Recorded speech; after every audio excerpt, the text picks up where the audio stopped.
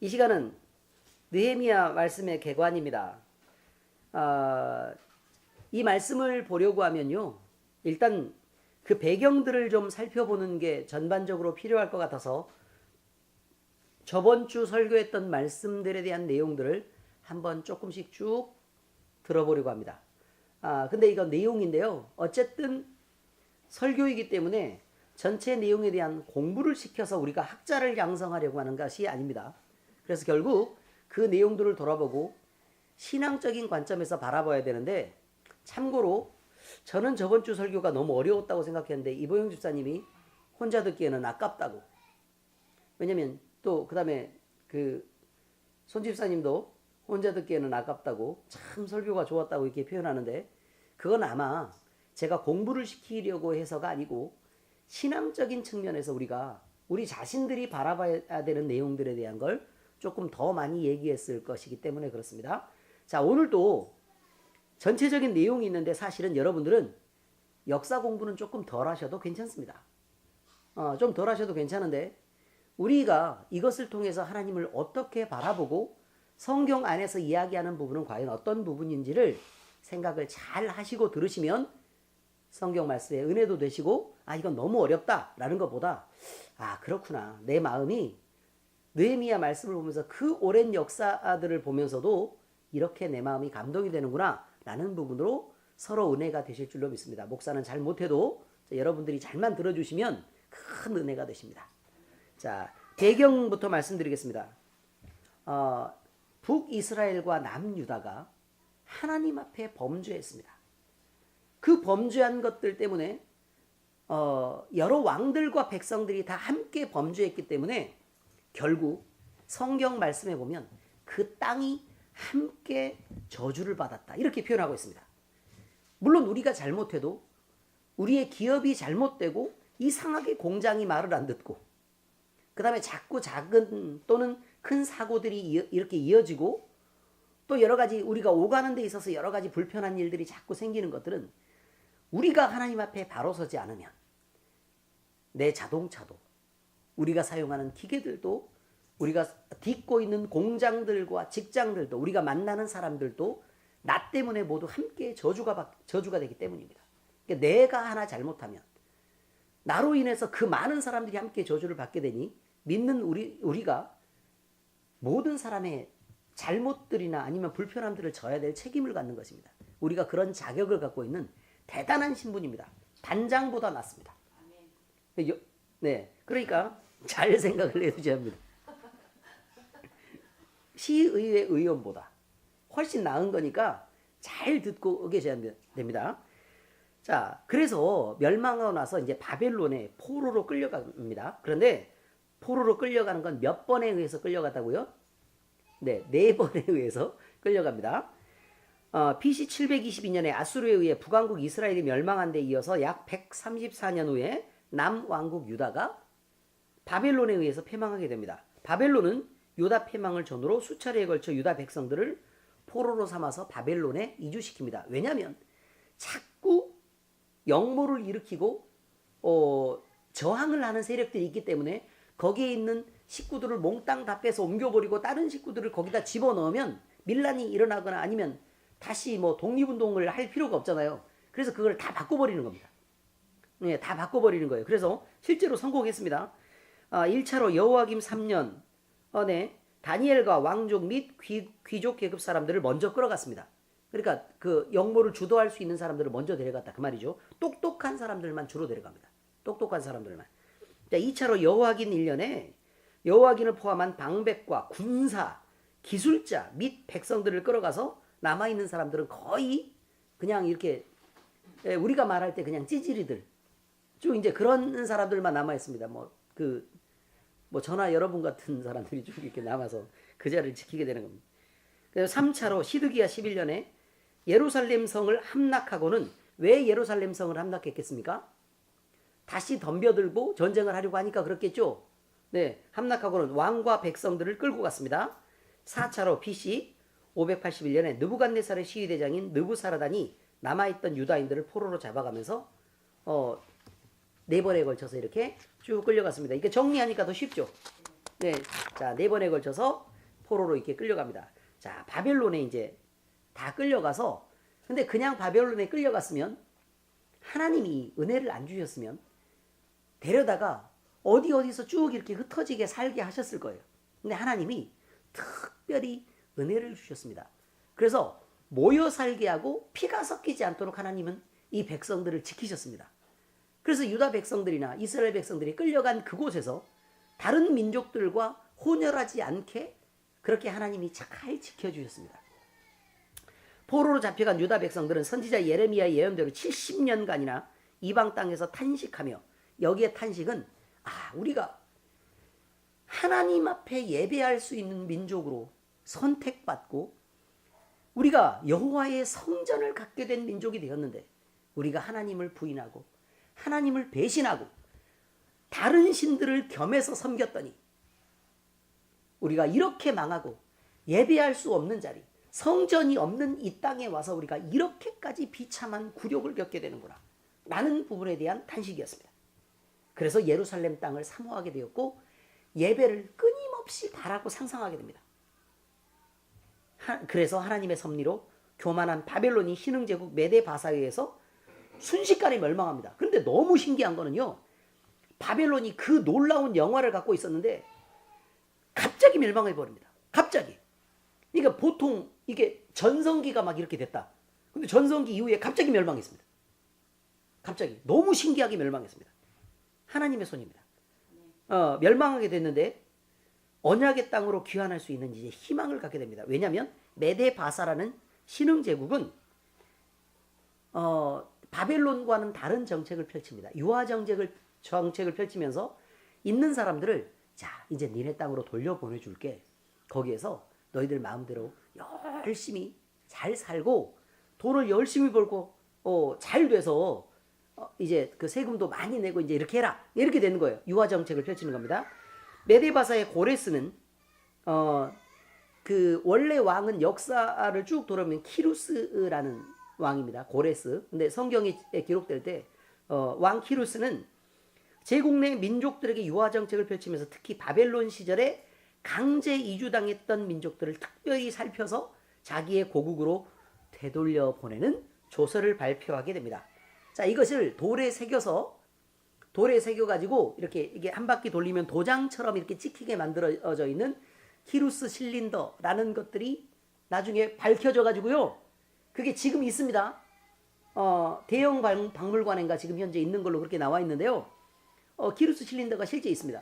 그러니까 그 고레스의 귀한 조서에 의해서 마침내 유다 백성들은 그리던 옛 고향으로 돌아와서 맨 처음에는 뭐부터 세우냐면 그 성벽부터 재건하고 그 다음에 성전을 정상적으로 되돌려 놓는 역사들을 이렇게 쭉 하게 됩니다. 이것입니다. 자, 1차 귀환은 스룹바벨과 예수아가 인솔해서요, 바사왕 고레스일 때 귀환했습니다. 첫 번째 있습니다. 그 다음에 2차 귀환은 에스라가 인솔해서요, 율법학자이면서 그 성경학자입니다. 에스라가 아닥삭사 1세 때요, 포로들을 데리고 함께 귀환했습니다. 그래서 에스라는 돌아와서 종교개혁을 일으킵니다. 그래서 그 뒤편에 보니까 이방과의 결혼으로 혼란에 처한 여호와 신앙의 순수성을 회복했습니다.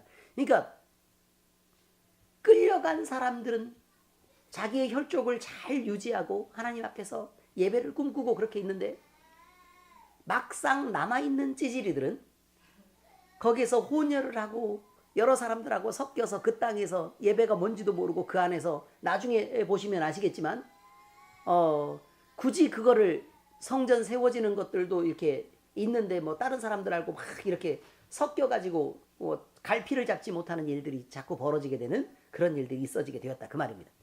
자, 3차로 느헤미야입니다. 이제 아닥삭사 1세 때 또 귀환하게 되는데요. 어쨌든 성전이 먼저 회복이 되고 이제 그 예루살렘 성에 그 성벽까지 온전히 딱 세워지면 이제 그게 다 지켜질 수 있겠죠. 그래서 예루살렘 성벽의 중건을 허용해서 이 사람들이 정상적으로 이제 그 성 자체를 잘 지킬 수 있도록 그렇게 합니다. 그래서 일단 건물로서만 보면 성전이 먼저 먼저 세워지고 지켜진 건 맞습니다. 그리고 성벽이 나중에 세워졌는데 성전은 건물만 세운다고 세워지는 거 아니죠. 예, 그래서 성벽이 중건되고 드려진 이후에 종교 개혁들이 점진적으로 그 전부터 진행되었던 종교 개혁이 진행이 돼서 예루살렘이 온전히 그 성전의 내용까지 회복됐다라는 의미로 보자면 결국은 온전히 성전 회복은 조금 더 온전하게 회복된 거는 성벽 회복이 물론 시기적으로는 나중이지만 온전하게 모두 다 회복된 것은 뭐 물론 함께 진행이 되었겠지만 어쨌든 뭐 그보다 더 먼저이다 라고 말할 수는 없는 그런 환경이 됩니다. 어쨌든 그런 내용이 되었습니다. 자, 그 다음에 이제 여기까지 이제 말씀드렸으니까 이제 주변 환경은 정리가 되셨죠? 자, 그래서 이제 그 다음에 느헤미야와 그의 주변 환경을 살펴볼 필요가 있습니다. 느헤미야는 어떤 사람인가? 하가라의 아들 느헤미야는 페르시아, 바사라고 얘기하는 왕 아닥사스다 1세의 수상궁에서 술 따르는 일을 맡은 관원이었습니다. 그리고 영향력 있는 지위에 있었다라는 거니까 아마 술 맡은 관원장 정도 되었을 것입니다. 근데 우리가 술 맡은 관원장이면 이 사람이 참 입장이 곤란하다. 그냥 이렇게 술상무 정도로 이렇게 사는 거 아닌가? 그게 아닙니다. 술 맡은 관원장이라고 얘기하면 왕의 최측근에서 왕을 보살피고 그다음에 왕과 가장 가까이에서 대화하고 그런 거니까 지금으로 말하면 뭐 정도 되겠어요? 네, 비서실장입니다. 대통령 비서실장 정도 되는 어마어마한 직책입니다. 네, 대통령 비서실장 정도 되는 것입니다. 그 다음에 느헤미야라고 되어 있는 그 야자는요, 가족이 유다 전통 신앙에 충실하다라는 것을 얘기하고 있습니다. 그러니까 야자가 붙어 있는 이름들은 모두 다 우리는 신앙을 지키려고 결단하였습니다 라는 뜻으로 야를 붙이는 법입니다. 그러니까 그 이름의 뜻을 이제 표현했으니까 대충 아시겠죠? 자, 그런데 BC 444년에 친척 하나니로부터 예루살렘의 유대인들이 대체 어떻게 지내고 있는지, 그 다음에 우리가 포로로 잡혀온 그 이후에 남아있는 사람들은 과연 어떻게 지내고 있는지 그것들이 참 궁금했습니다. 그 사람들은 남아서 어떻게 예배하고 있는지, 상황은 어떤지, 먹고 살고는 있는지 궁금해졌습니다. 그래서 그 높은 지위에 있으니까 그런 것들을 이제 더 생각했다 그 말입니다. 물론 높은 지위에 이르기 전부터 그 기도하고 있었죠. 그런데 유대인들이 겪고 있는 참상을 전해듣습니다. 이게 지금 느헤미야 1장 말씀, 오늘 성경 읽었던 내용의 말씀입니다. 그 참상을 전해듣고 너무너무 슬퍼했습니다. 너무너무 슬퍼했습니다. 수심에 가득 차 있었습니다. 그러던 중 이제 술 맡은 관원장으로 세워지게 됩니다. 그러니까 느헤미야는 원래는 아무것도 아니었던 데서 올라간 게 아니고 뭐 적당한 위치에 있었다가 이제 결국은 술 맡은 관원장이 되었으니까 대통령 경호실장까지 올라가게 되었다 그 말입니다. 그런데 대통령과 그 경호실장은 되게 친했던 걸로 보입니다. 아닥삭스다 1세하고 이제 가까이에서 이렇게 친밀하게 이야기를 하고 있었는데 매번 표정이 좋고 행복해하던 이 사람이 갑자기 얼굴이 어두워진 겁니다. 얼굴이 어두워져서 이렇게 있으니까 아닥삭스다가 물어봅니다. 도대체 맨날 이렇게 얼굴이 좋던 사람이 왜 이렇게 얼굴에 수심이 가득해? 무슨 일이 있었어? 라고 묻는 거죠. 그러니까 그 느헤미야가 대답합니다. 내가 우리 고향에 있었던 우리 가족들과 우리 민족의 소식을 듣게 되었는데 이 사람들이 이렇게 어려운 중에 살고 있고 정말 하나님을 예배하는 자로 우리가 그렇게 세워졌는데 이제 예배도 못하고 성벽은 무너지고 그렇게 비참하게 살고 있더라. 그 소식을 들었는데 도대체 내가 마음이 참 편하지 않습니다 라고 얘기를 했어요. 그러니까 왕이 기간을 정해놓고 예루살렘으로 돌아갈 것을 허락합니다. 그래서 총독에 임명해 주니까 그 총독의 자격으로 예루살렘 성벽의 재건을 위해서 백성들과 함께 돌아와서 동고동락하면서 그 성벽을 재건하는 일을 하게 됩니다. 담력과 지혜, 겸손과 신념, 불타는 애국심과 경건한 신앙심을 갖춘 지도자 느헤미야는 하나님의 은혜로 대사역을 마친 뒤 총독의 자리에서 물러나 예레미야서를 기록하게 되는 것입니다. 아니, 느헤미야서를 기록하게 되는 것입니다. 느헤미야가 수상궁에서 술 맡은 관원으로 섬겼던 아닥사스다 1세는 에스더를 왕비로 삼은 아하수에로 왕의 아들이었습니다. 아하수에로 왕은 그 뒤편에 나오는 에스더라는 성경이 있죠. 세상에서 제일 예뻤기 때문에 아닥사스다 1세는 에스더를 마음껏 사랑했습니다. 근데 그 아들을 이렇게 그렇게 사랑했는데, 그러면 아닥사스다 1세는 유대인에게서 굉장히 친밀하겠죠.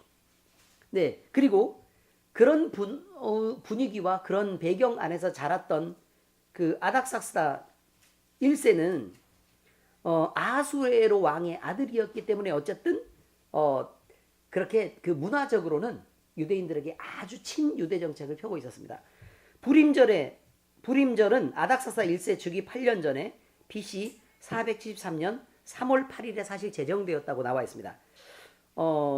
불임절의 뜻을 잘 모르시죠? 거기 나와 있는데, 불임절은 하만이라는 사람이 유대인들을 죽이기로 작정하고 학살할 날짜를 정했습니다. 그 뒤편에 이제 나옵니다. 푸르라고 되어 있는데, 부르라고 번역되어 있는데요. 주사위가 있습니다. 주사위를 던져서 그 날을 정하기로 했고, 주사위는 유대력의 아다르월에 던져졌는데, 불임절이란 말은 이때 던졌던 주사위의 일종을 가리키는 푸르라는 말에서 유래된 말입니다. 그러니까 불임절이란 말은 주사위를 던져서 죽을 날을 정했다. 근데 그날이 완전히 돌이켜져서 이제 하만이 매달리고 유대는 완전한 그 회복을 만들게 되는 아주 그 극적인 전환점이 되는 날짜입니다. 그러니까 불임절이라는 의미는 이스라엘 백성들을 하나님이 그 땅에서 지키신 날이다 라는 의미로 된 날이 불임절입니다. 자, 어쨌든 에스라는 아닥사스다 왕의 도움으로 유대인을 이끌고 예루살렘으로 돌아왔고, 이듬해 봄 이방 여인과의 결혼 문제로 시작하여 예루살렘 성전 재건까지 여러 문제를 쭉 해결하기 시작했습니다. 그런데 르훔과 심세라는 사람의 온갖 방해로, 그러니까 이 사람들이 역모를 취하려고 지금 준비를 하고 있다라고 상소문을 올리는 거예요. 자, 이렇게 방해로 인해서 유대인들은 참극을 겪게 됩니다. 이 참극이란 뭐냐면 성벽을 재건하는 것을 멈춰라 라고 얘기해서 그 이상 일을 진행할 수 없게끔 그렇게 만드는 것입니다. 자, 이러한 비보를 전해들은 느헤미야는 바사 왕실의 안락한 자리를 버리고 예루살렘으로 다시 돌아옵니다. 그래서 BC 445년부터 420년에 이르기까지 유대 민족의 정통성 회복과 순수성 유지에 온 정성을 다 쏟습니다. 그러니까 혼혈을 인정하지 않았던 건 그 계보를 통해서 예수 그리스도가 오는 것에 대한 준비이기 때문에 너무너무 중요한 사건입니다. 그래서 정성을 쏟았고, 에스라와 느헤미야는 동시대 인물로 함께 활동했던 사람들로 그렇게 나와 있습니다.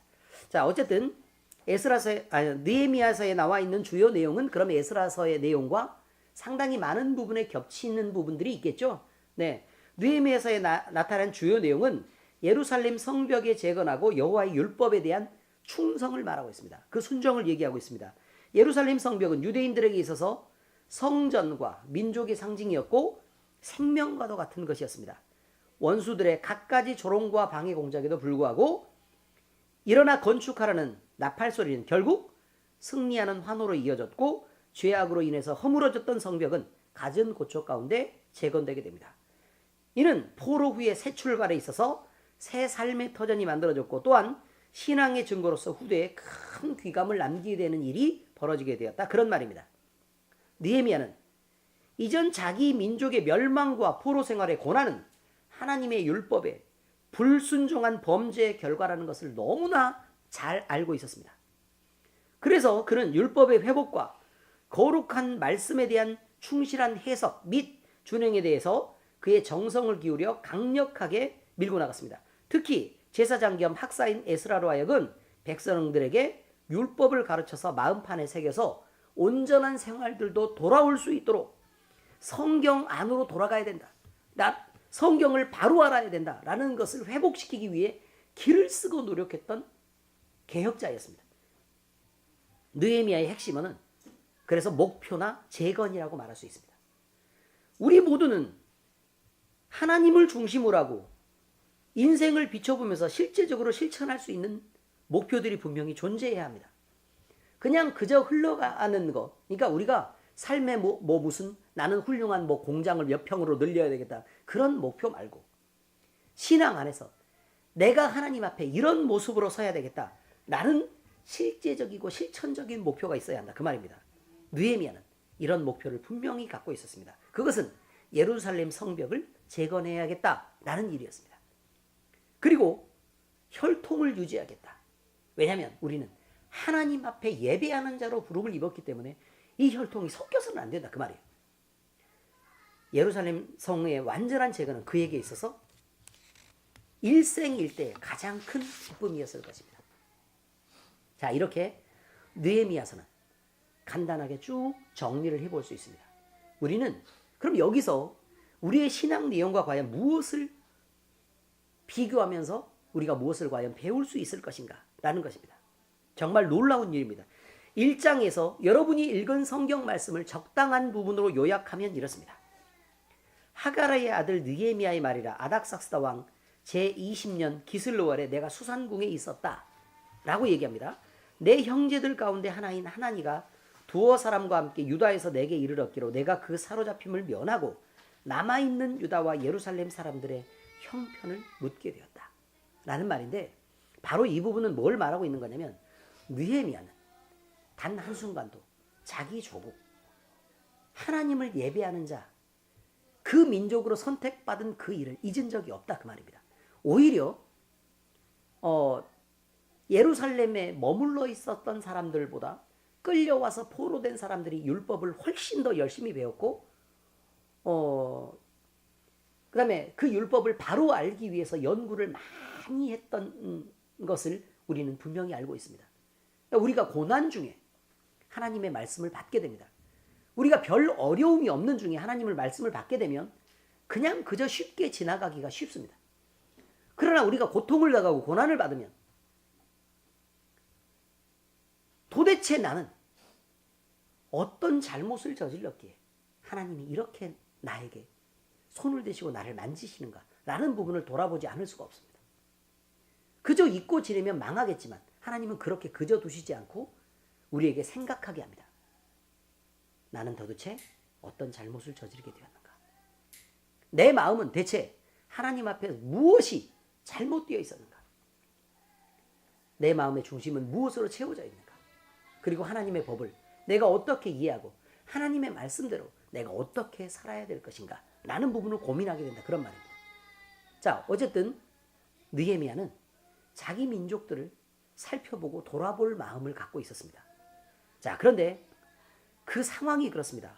거기서 큰 환난을 당하고 능욕을 받으며 예루살렘 성은 허물어지고 성문들은 불탔다고 하는지라. 그러면 청천벽력 같은 이야기입니다. 그래서 이 말을 듣고 앉아서 울고 수일 동안 슬퍼하며 금식하며 기도했다 라고 말합니다. 느헤미야는 그런 사람이었습니다.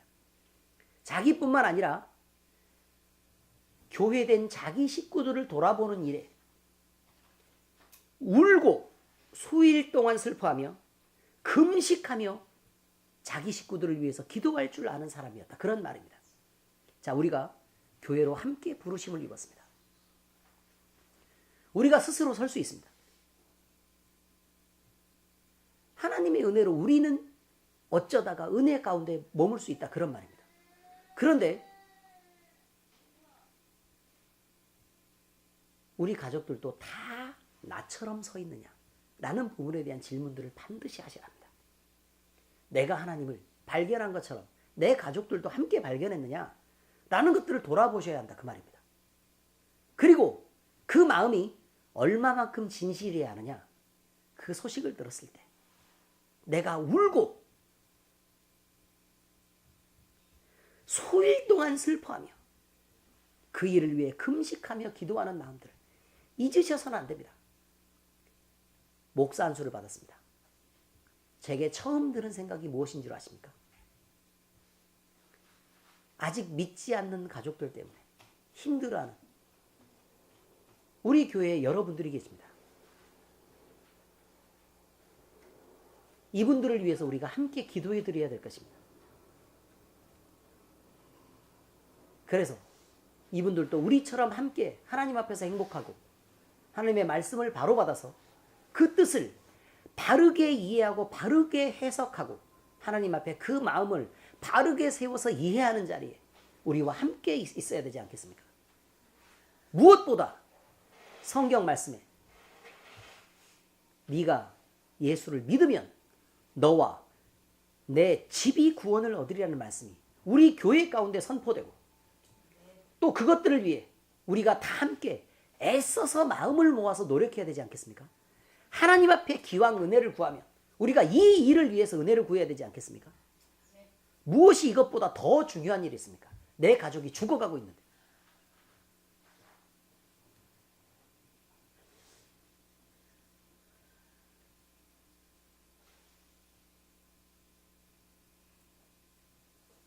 어쩌다 내 가족이 잘못할 수 있습니다. 그러나 그 부분에 대해서 우리가 판단하고 징계하지 말고 서로 미워하지 말라고 하는 것은 원래 그 자리에 있었고 내가 죽을 자리에 있었을 때 하나님께서 내게 은혜를 베푸셔서 나를 여기까지 인도해 주시는 그 은혜를 잊지 않는다면 내가 절대 함부로 판단하고 미워하고 그렇게 손가락질해서는 안 되는 것입니다. 우리는 내 가족들과 나와 가까운 사람들 그리고 내게 맡겨진 사람들을 판단할 만한 자나 저울을 우리에게 하나님이 주신 일이 없다는 것을 절대로 잊으시면 안 됩니다. 하나님의 역할입니다. 송 집사님이 사위가 하나님의 능력을 보고도 잘 돌아서지 않는다고 참 마음이 섭섭하셨다고 그렇게 말씀하셨습니다. 집사님 그렇게 안 하셔도 괜찮습니다.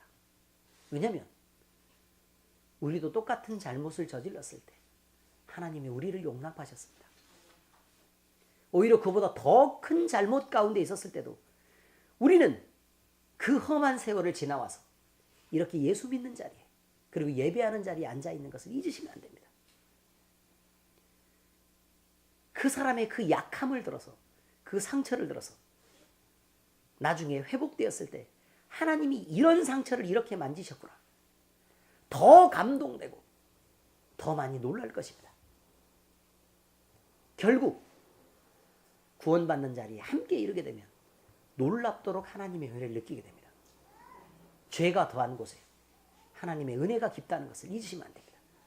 죄가 더할수록 하나님의 은혜가 깊습니다. 더 많이 잘못되었기 때문에 하나님이 구원해 주신 것이 더 큰 것입니다. 잊으시면 안 됩니다. 아끼고 사랑하셔야 합니다. 감싸셔야 합니다. 그것으로 우리 안에 하나님이 살아계시고 우리 안에 하나님의 사랑이 있는 것을 드러내고 증명하셔야 합니다. 권위로 누르셔서는 안 됩니다. 사랑하셔야 합니다. 그것이 하나님의 능력입니다. 느헤미야가 얘기합니다. 하늘의 하나님 여호와여, 크고 두려우신 하나님이여, 주를 사랑하고 주의 계명을 지키는 자에게는 언약을 지키시며 긍휼을 베푸시는 주여, 이제 간구합니다. 이제 종이 주야로 기도하며 죄를 자복하오니 우리의 기도를 들어주시옵소서. 나와 내 아버지의 집이 범죄하여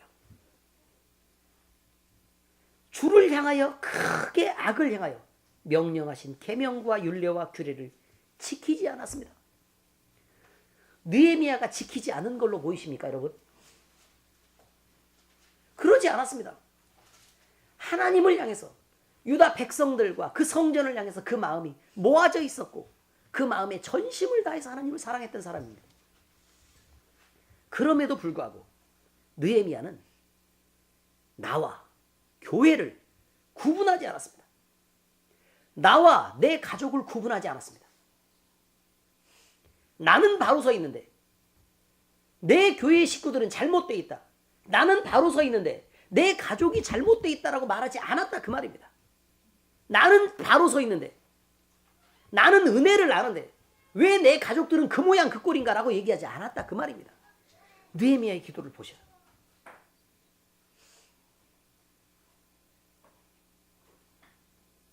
나와 내 아버지의 집이 범죄하여 주를 향하여 크게 악을 향하여 명령하신 계명과 율례와 규례를 지키지 않았습니다.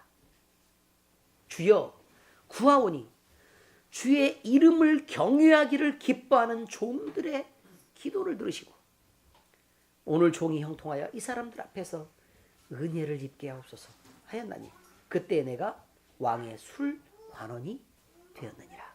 이렇게 되어 있습니다. 잘 생각하셔야 합니다. 주의 이름을 두렵고 떨림으로 사랑하기를 기뻐하는 종들의 기도를 들어주십시오 라고 얘기했다 그 말입니다.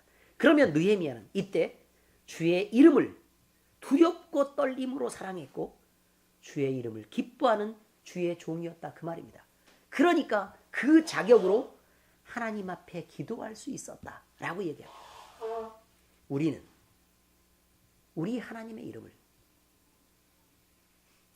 그저 사랑하는 것이 아니라 두렵고 떨림으로 사랑하십니까?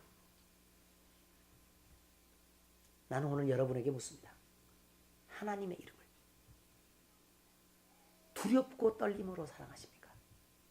하나님의 이름을 세상의 그 어떤 것보다 기쁘게 여기십니까? 하나님은 오늘 저와 그리고 여러분과 우리 교회에게 두렵고 떨림으로 하나님을 사랑하고 그 이름을 높이고 예배를 회복하는 자로 저와 여러분을 세우시기를 원하는 것을 오늘 말씀을 통해서 이야기하셨다고 믿습니다.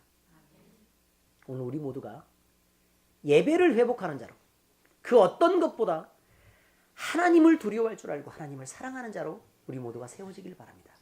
이것이 교회입니다. 이것이 엘림교회입니다. 이것이 교회로 세워진 여러분의 모습이어야 합니다.